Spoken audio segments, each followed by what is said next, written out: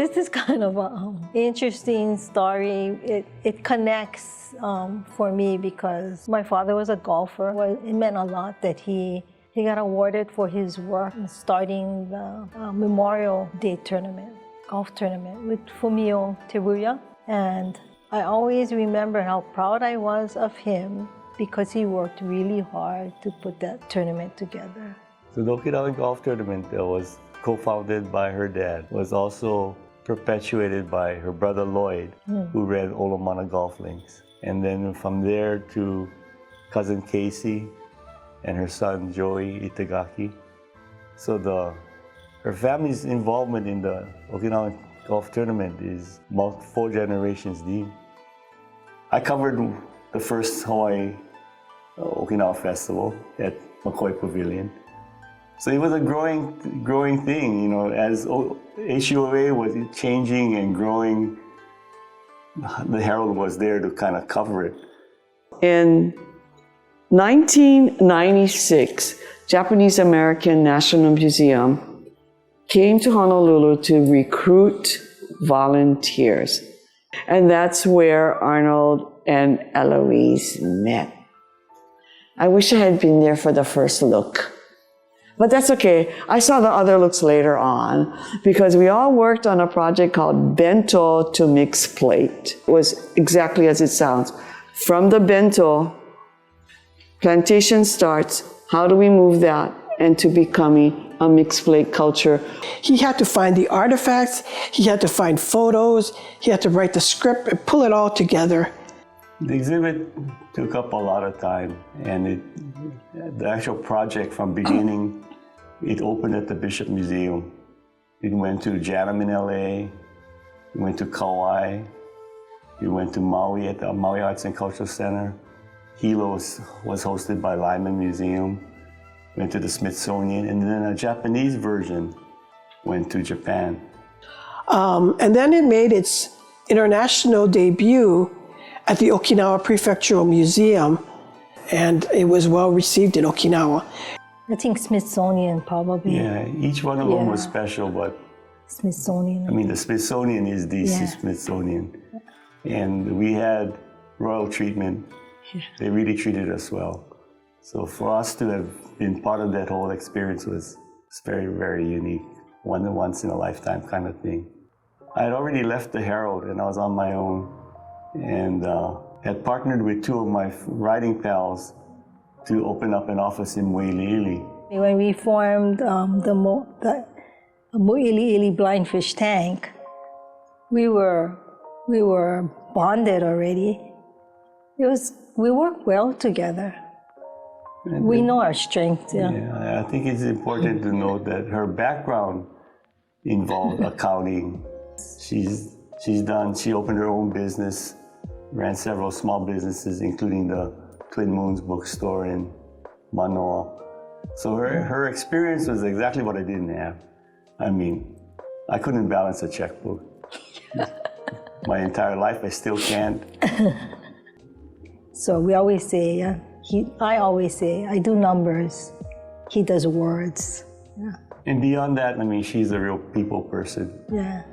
You know, take care of the front, customer relations, service, all of those things. The communication. I like to smile and talk. The newsletter came down the line later on when the guy was the president, Laverne Higa. Arnold has a different way of thinking sometimes, comes up with some brilliant ideas.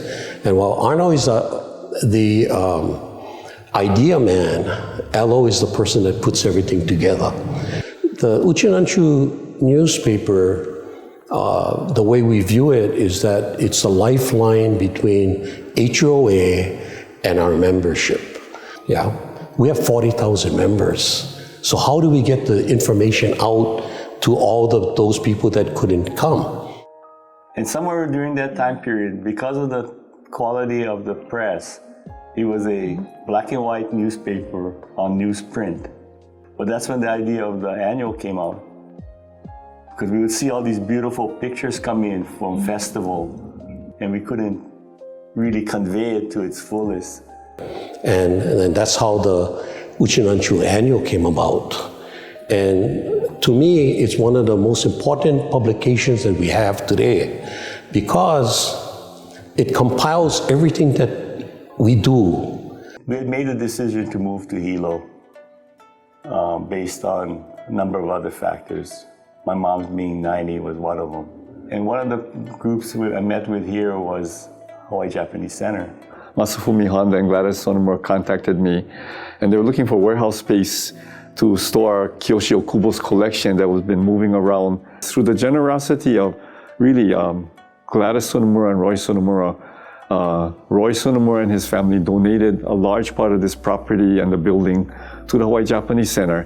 Partway through, we're struggling looking for a director or someone to help run the organization. Gladys knew of Arnold and Elo, and basically the two of us plotted together and said, it would be nice if we could get Arnold and Elo to join. But no, it was something that, it's my hometown. I'm from the Big Island. So it's an opportunity to come back and do something here. I just thought, oh yeah, we gotta do it. We gotta do it. More like, you gotta do it. Elo has all these ties with the arts community, and she's done a lot with the programming, setting up workshops, demonstrations, speakers. The reaction from people who are coming in for the first time, seeing the transformation from a blank open room to this exhibition hall has been very rewarding. It became clear Arnold is a huge visionary. He saw this facility and what he could do with it well before any of us knew what to do with what we had. Elo, as she came on board, both of them as a team, she really is I called her the backbone of the duo. She provides all of the organization, the accounting, the grant writing, and keeps everything well organized. And today, when I look here, we have this beautiful exhibition here, and I cannot be more, thankful and grateful to Arnold and Elo for what they created. No, I think we complement each other. Yeah, Jody was right. Like when you talk about match made in heaven, it's kind of like, yeah, I guess. Many more years together. I think that gift of friendship and trust, and how you two encourage each other to really be talented, vocal, creative. That's a gift that is so rare in couples. And the two of you have it. Omedetou. Thank you for so many good years and happy memories. And Kariyushi Debiru. On behalf of the Hawaii Japanese Center and the board, we truly thank Arnold and Elo and congratulate them for the recognition. I think if somehow the values behind this kind of preservation work, the stuff that we do, the stuff we write, the stuff we research, the stuff we display, preserve, can somehow still have meaning to younger generations going forward. Hawaii's changing very quickly, and there's many lessons in the past that are be set aside or forgotten, and I think that would be a big loss. And I think a lot of it goes back to our roots and our families and our communities. The investment we make in this kind of work is hopefully will someday be appreciated or make some difference. I don't know about folks.